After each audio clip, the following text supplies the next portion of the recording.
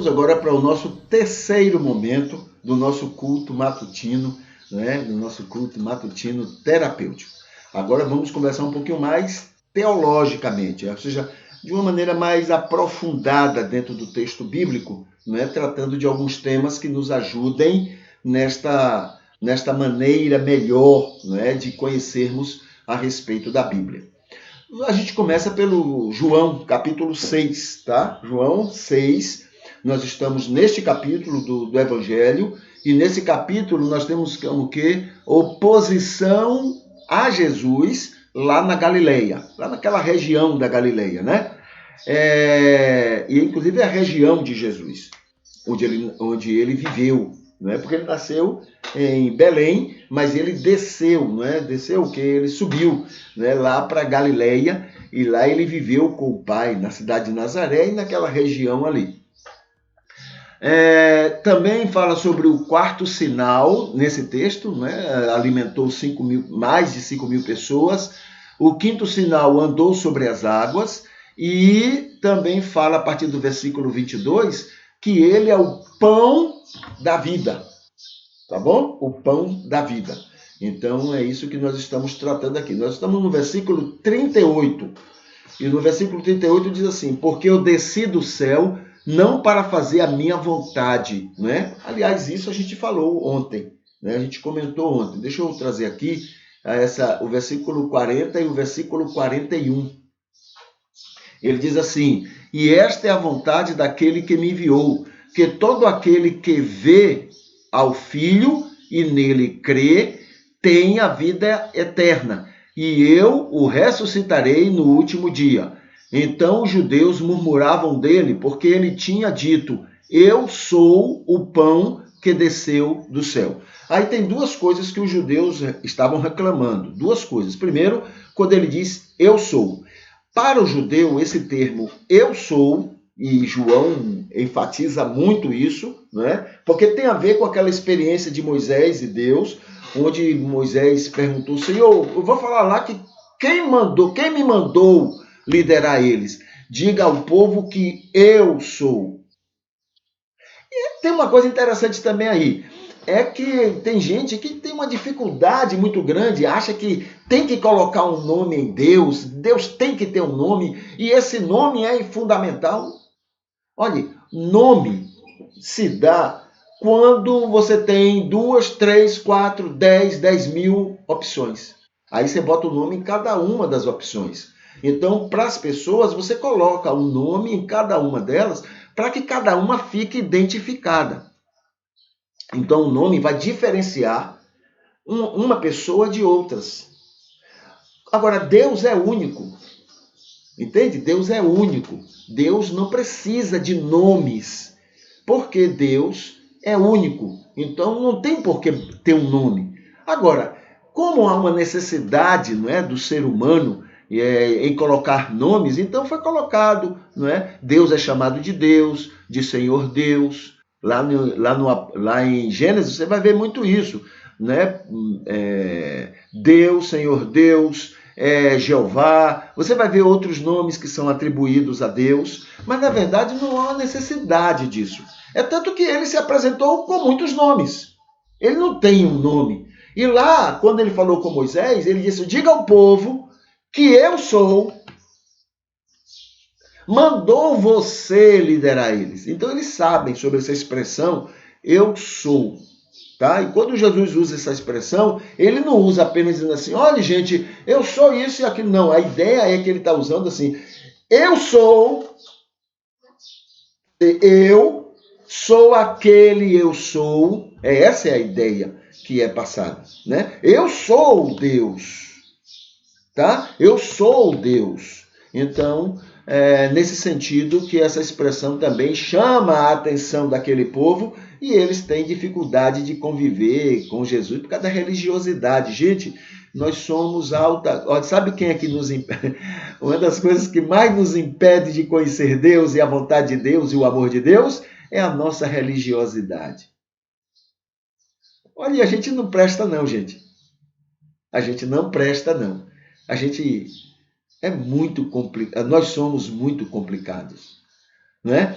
Então, sabe quem foi que impediu e tem até hoje impedido o povo de Israel de reconhecer Jesus como filho de Deus, como sendo o próprio Deus? A religiosidade. Incrível, né? Religiosidade. Então eles estão aqui chateados, entristecidos, amargurados, decepcionados, não é? Porque Jesus falou: olha, eu sou o pão que desceu do céu. Eu sou o pão que desceu do céu. Lembra daquele sinal que foi dado lá? E ele lembrou isso anteriormente. Daquele sinal que foi dado lá a Moisés para mostrar que ele foi a pessoa indicada por Deus? Eu sou o pão, então eu sou a indicação de Deus para vocês, né? Agora, esse é o 41, mas no 40 ele diz assim: e esta é a vontade daquele que me enviou, que todo aquele que vê ao Filho, aquele que convive com o Filho, aquele que está com o Filho, aquele que conhece o Filho, creia nele. Creia nele, no poder, creia que ele é Deus, creia que ele tem autoridade, creia, né? Descanse nele. A palavra crer não é o que muitos fazem, né? Instrumento de desafio a Deus. A palavra crer tem a ver com descansar. Aliás, quando você descansa, você não desafia Deus. Então, são antagônicas, né? Eu creio, então eu vou, né? Deus tem que fazer o que eu quero porque eu creio, eu tenho fé. Não, isso aí demonstra falta de fé. Porque a verdadeira fé, ela nos leva a descansar em Deus, descansar no Senhor, tá bom? Então, esta é a vontade dele, que todos creiam, descansem em mim, tenham a vida eterna, né? Descansando em mim. E eu, então, vou ressuscitar, eu vou dar vida a essa pessoa, eu vou dar vida eterna a essa pessoa. Tá bom? Esse é o capítulo 6, versículo 40 e 41 de João, do Evangelho de João. Tá bom? Vamos ver mais aqui. Então, declaração doutrinária. Aí falando sobre Jesus, tá? Jesus como sendo Deus Filho, tá? Volto a lembrar que quando a teologia ou essas declarações doutrinárias coloca Deus Filho, não estamos falando de um terceiro Deus, e vou ser mais expresso. Não estamos falando de uma terceira pessoa. Estamos falando de um só Deus, que se manifesta de muitas maneiras. E nós, cristianismo, identificamos três. Mas isso não limita a Deus. Ele se manifesta de muitas maneiras. Três nós identificamos. Quando ele age como Deus Pai, quando ele age como Deus Filho e quando ele age como Deus Espírito Santo. Mas não são três pessoas diferentes. Isso é um jogo de conversa que a teologia inventou para dizer de três diferentes, mas que é um só Deus. Não. É um só Deus que se manifesta de 50 mil maneiras diferentes. 50 mil maneiras diferentes. Ao mesmo tempo. Porque é Deus. Ele é plural. Ele é completo demais. E nós identificamos três maneiras e colocamos um nome para cada um deles: Pai, Filho e Espírito Santo. Tá bom? Então, diante disso, a gente não pode, né? Essa teologia que a gente tem, não pode nem criticar os que veem vários deuses, né? Até porque no texto bíblico, quando diz lá sobre Deus, diz assim: façamos o homem à nossa imagem e semelhança. Ora, diante disso, você pode inventar 1000 argumentos, mas estamos falando de um plural aí. Certo? Ok. Então vai de cabeça em cabeça, né? Moisés entendeu um Deus plural, que era um só. O cristianismo entende um Deus único, né? Plural, que são três pessoas. E tem outras religiões que veem esse Deus plural como sendo vários deuses. E daí, né? Você vai ver Abraão, encontra o chamado anjo do Senhor e fala com ele como sendo Deus. Abraão age com aquele anjo como se ele fosse o próprio Deus, ou fosse um Deus. Ele age dessa maneira. Está lá no texto, né? Então vamos parar com esse negócio de estar criticando as outras religiões porque não creem do jeito que nós cremos, porque nem nós sabemos exatamente o que cremos, né? É porque a gente tem a necessidade de julgar e condenar os outros. Então a gente não importa o que é que a gente crê, o importante é que o outro crê errado. Acabou, encerrou o assunto, tá? Esse é um problema sério que todos nós temos, essa prepotência, né? Então, sobre Deus Filho, para salvar-nos do pecado, por este objetivo, né? Porque aqui a declaração diz assim: para salvar-nos do pecado, morreu na cruz, foi sepultado ao terceiro dia, ressurgiu dentre os mortos e depois de aparecer muitas vezes a seus discípulos, ascendeu aos céus. Essa é a declaração que existe, a declaração doutrinária, tá? Por este objetivo, né? Ou seja, para salvar-nos do pecado. Então é com este objetivo, este é o grande objetivo que Deus tem para se tornar homem e vir ao mundo. Então ele faz tudo possível para nos salvar, respeitando a individualidade de cada um. Isso é importante a gente entender, tá? Por que é que Deus ama a todos e não salva a todos? Porque Deus respeita a individualidade. Deus não criou robôs, Deus criou pessoas e ele respeita a individualidade da pessoa. Ele cria os mecanismos para que a pessoa possa ser acordada da sua situação. É por isso que a Bíblia diz que Deus convence, Jesus, o Espírito convence o homem do pecado. Todo homem. Porque ele quer respeitar a individualidade. Então ele convence o homem de todo pecado, não forçando ninguém a nada, tá?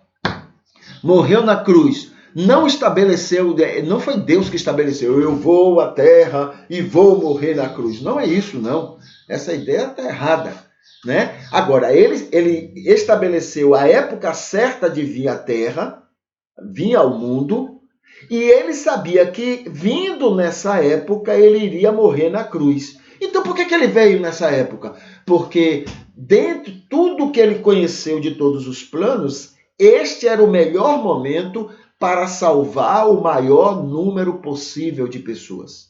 Foi aquele momento que ele veio. Se ele viesse hoje, ele salvaria um número menor de pessoas. Mas como ele veio naquela época iria promover situações para que um maior número possível de pessoas fossem salvas. Então ele veio naquela época.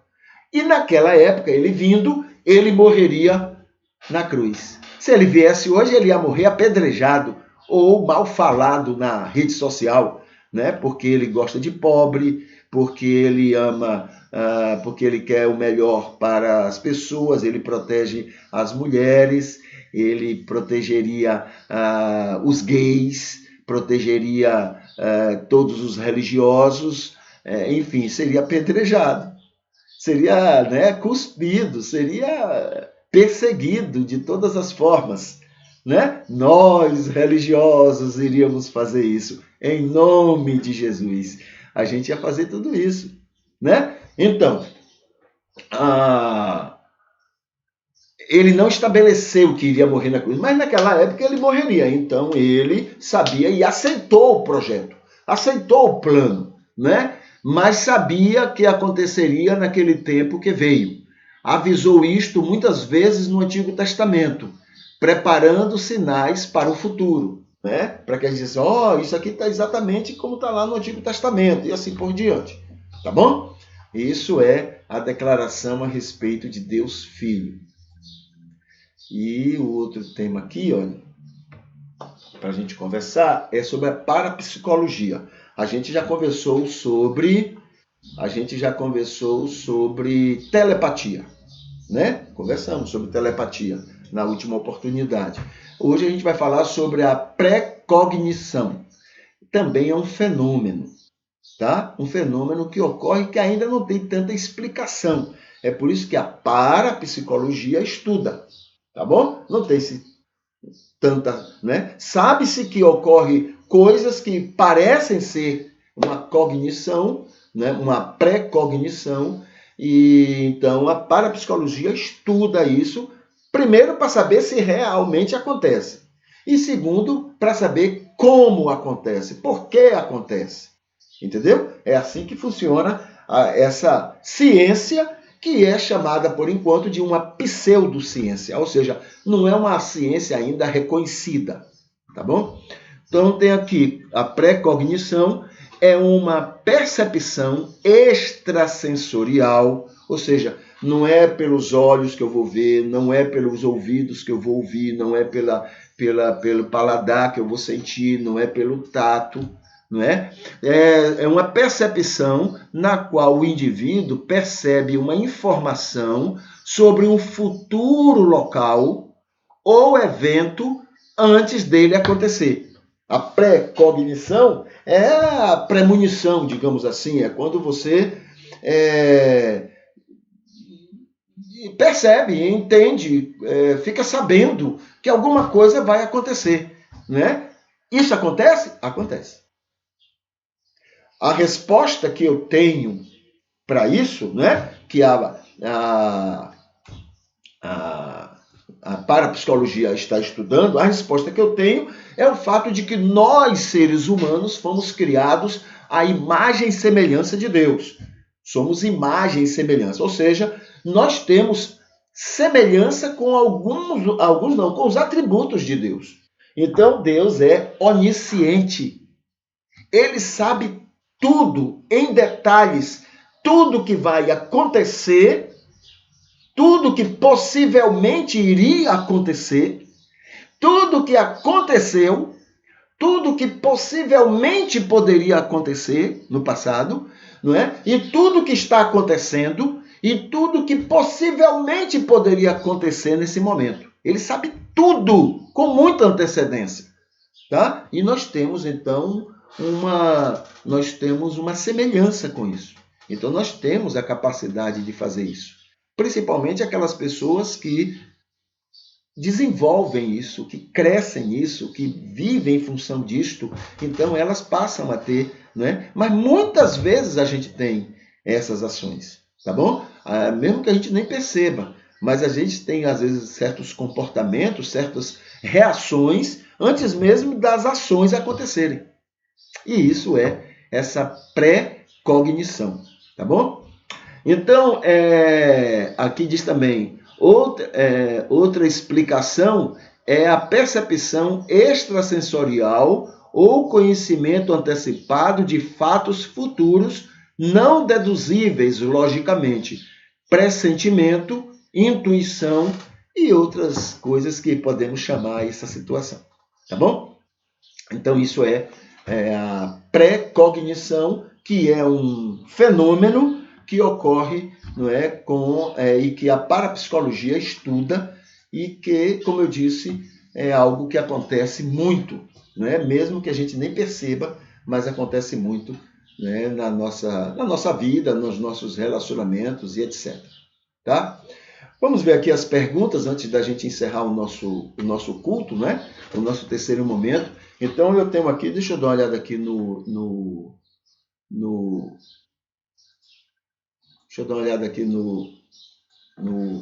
WhatsApp, né? Se chegou alguma pergunta para a gente tentar conversar. Bom, tá abrindo aqui, deixa eu dar um tempo aqui para abrir. Se abriu ou não? Deixa eu ver. Bom, ele vai ter um tempo aqui para abrir. Vamos à primeira pergunta que eu tenho aqui, seria o seguinte: se toda religião é boa, é a pergunta que eu tenho, né? Que já me passaram. Se toda religião é boa, o que falar da religião do diabo? A religião de Satanás, tá? Muito bem, a resposta que eu anotei aqui foi o seguinte: religião, toda religião, né? Religião é uma busca humana, tá bom? É uma busca humana para um problema espiritual que surge no coração de todo homem convencido pelo Espírito. O Espírito convence todo ser humano da sua situação pecaminosa. Isso gera uma crise, porque eu estou convencido que eu sou pecador. Então isso gera uma crise, e isso vai gerar, por causa dessa crise, eu vou gerar um comportamento religioso. Até quando eu ajo contra a religião, é uma ação religiosa que eu tenho em resposta a essa convicção de pecado que eu tenho. Entendeu? Então, religião é isso, é uma resposta do ser humano a essa crise. Cadê? Da sua situação contra o Criador. Cada um, dentre todos os seus limites, dentro dos seus limites, busca seu jeito de amenizar esta dificuldade interior. Todo mundo descobre uma maneira de amenizar, ou sendo muito religioso, ou sendo pouco religioso, ou sendo nada religioso, ou sendo contra a religião. São maneiras que cada um, ou sendo fanático, entendeu? Ou sendo muito liberal. Então, são extremos, né? São maneiras que cada um vai descobrindo dentro do seu histórico, dentro do seu temperamento, dentro da sua visão de vida. Cada um vai descobrindo como responder a essa crise. Todo ser humano está convencido da sua situação pecaminosa. Tá? Aí, o que é que tem mais aqui? A religião de Satanás ou qualquer outra que visa se beneficiar com o antagonismo a Deus não pode ser tratada como religião. É uma rebeldia declarada contra esta crise espiritual, operada pelo convencimento do Espírito.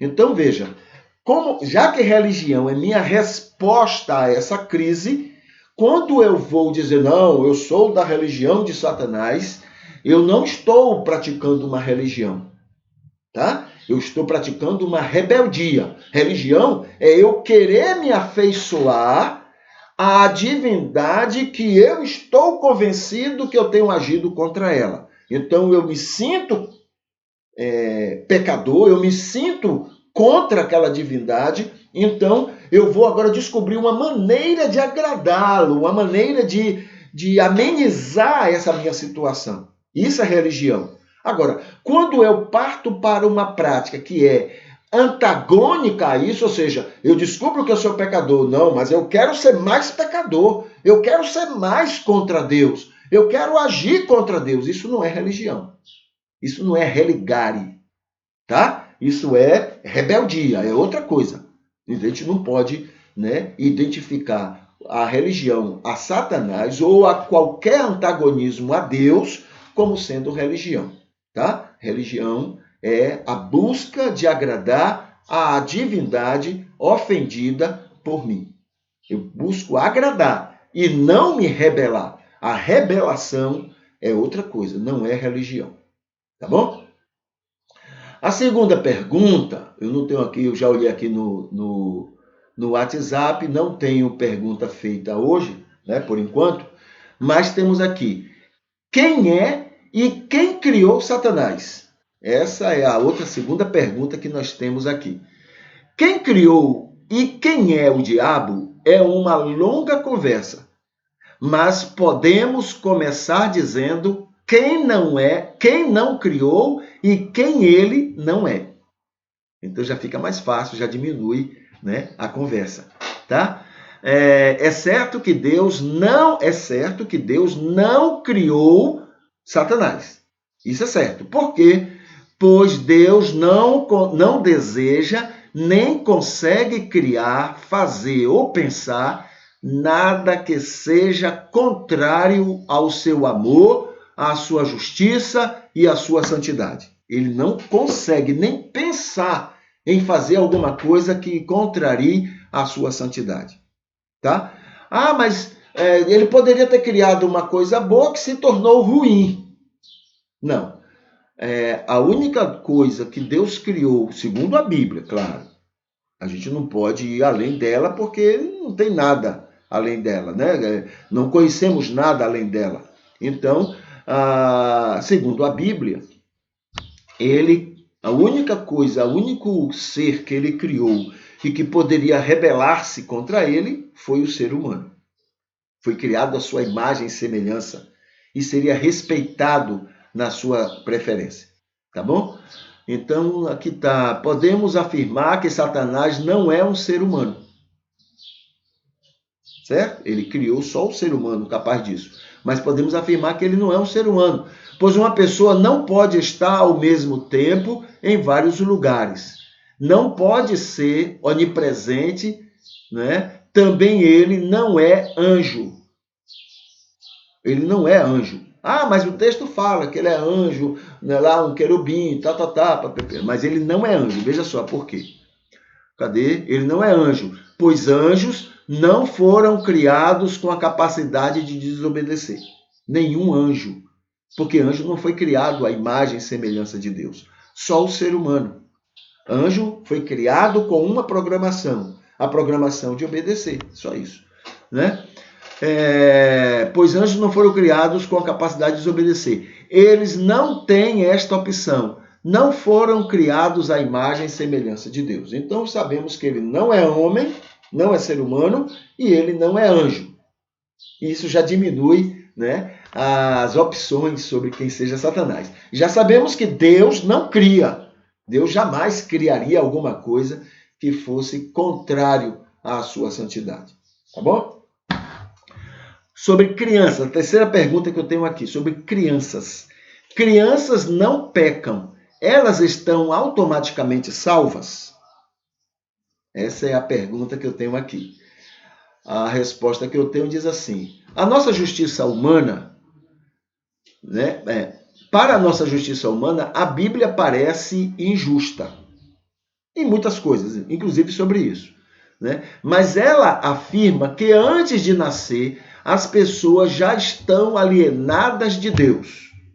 Antes de nascer, lá no ventre, lá no Salmo diz que no ventre a criança já está alienada de Deus.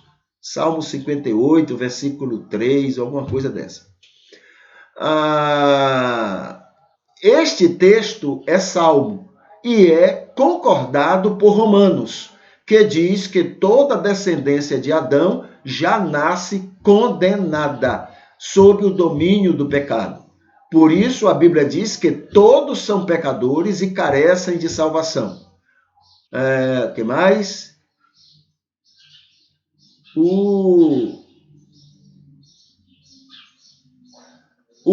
Condena, né? O que condena uma pessoa não são seus pecados. Deixa eu consertar aqui, sabe? Porque mais tarde eu vou usar esse texto. Então, deixa eu adiantar ele aqui e consertar, tá bom? O que condena as pessoas, né, não são seus pecados cometidos ou não. Não é isso que condena uma pessoa. Mas o estado de pecado em que ela se encontra diante da justiça de Deus. O que condena não é o pecado que produz, muito ou pouco, mas o fato de ser uma fábrica de pecados contra Deus. É isso que condena o homem. Quando a gente recebe Jesus, a gente não deixa de pecar, a gente ainda peca, mas a gente deixa de estar num estado de pecado, porque Jesus assume essa situação e a gente é salvo, né, a partir dessa ação de Jesus. Tá bom? Essas são 3 respostas que eu já tenho, né? E amanhã a gente vai tentar responder mais 3. E se alguém tem alguma pergunta, como alguns já estão fazendo, escreva, tem aí no comentário, na descrição, né, do nosso culto, tem, e no comentário desse culto de hoje, você tem aí o link, né, onde você pode clicar e você pode mandar esse recado ou essa pergunta para a gente responder amanhã. Tá bom? A gente fica por aqui, tá aqui, né? Amanhã estaremos de volta, se Deus quiser, se Deus permitir. E a gente vai colocar aqui a musiquinha e a gente vai encerrar este momento de adoração ao Senhor.